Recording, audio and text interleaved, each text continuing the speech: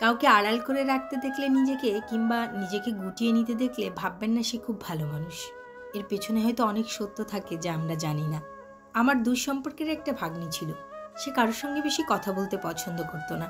সবসময় নিজেকে আড়াল রাখতে এবং অন্য মানুষদের থেকে দূরে রাখতে পছন্দ করত। এটা নিয়ে সবার খুব কৌতূহল ছিল। 14-15 বছরের যে জেনারেশন ছিল তারা খুব ভালো করেই জানতো সে তার বাসায় বসে কি করে। কিন্তু মধ্যবয়সী আর বয়স্ক যারা ছিল তাদের কাছে এই মেয়েটা ভীষণ নাম ডাকে পরিচিত ছিল। পদ্মাশীল, গুণবতী, কারোর সঙ্গে বেশি কথা বলে না, এটা নিয়ে তারা খুব সমালোচনা করত এবং তার গুণগান গাইত। তার বাবা মায়ের ভাষ্য মতে ছিল আমার মেয়ে আকাশের রং কি সেটাও জানে না, সে অত চালাক চতুর না, কিছুই বুঝে না, নিজেকে সবসময় আলাদা ওরকম করে সাজাতে চায়, নিজের মতো করে সাজাতে চায়, তাই কারোর সঙ্গে বেশি মিশতে চায় না। আত্মীয় স্বজনের সঙ্গেও প্রয়োজন ছাড়া কথা বলতো না।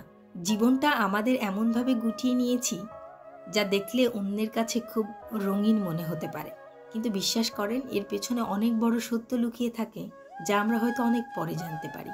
14-15 বছরের যে জেনারেশন ছিল তার সমবয়সী, তারা জানতো সে সারাক্ষণ মোবাইলে গেম খেলে এবং অন্য মানুষের সাথে চ্যাটিং করে, কথাবার্তা বলে।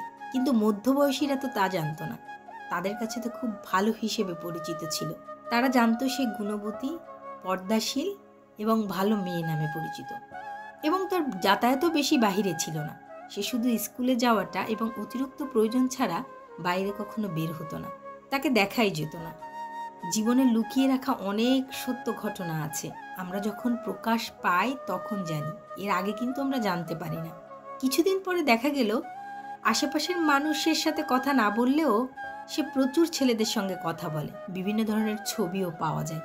তো জীবনটা এমনভাবে গুটিয়ে নিয়েছে যেখানে হয়তো চারিপাশের মানুষ কিছু না জানলেও আশেপাশের অনেক দূরের প্রকাশিত মানুষেরা ভালো জানে তার সম্পর্কে। তো আমরা পাশের মানুষটাকে দেখেই ভাবি হয়তো অনেক ভালো।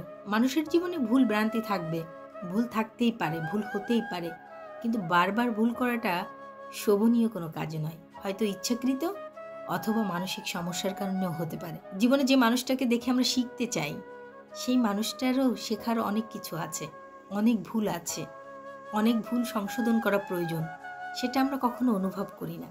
আমরা সবসময় যাদের আইডল ভাবি, বিশ্বাস করেন তাদের জীবন ঘেঁটে দেখেন অনেক ভুল আছে, অনেক ভুল ত্রুটি তাদের জীবনে প্রকাশ পেয়েছে যা হয়তো আমরা আমলে নিইনি, কারণ আমরা তাদেরকে আইডল ভাবি, আমরা তাদেরকে আমাদের নিজস্ব সত্তা ভাবি, আমরা তাদের মতো হতে চাই।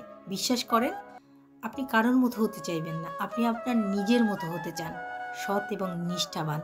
এটাই জীবনের জন্য ভীষণ গুরুত্বপূর্ণ। এছাড়া আর মানুষের জীবনে কোনো কিছুই প্রয়োজন নেই। জীবনে বেঁচে থাকার জন্য এইটুকুই যথেষ্ট।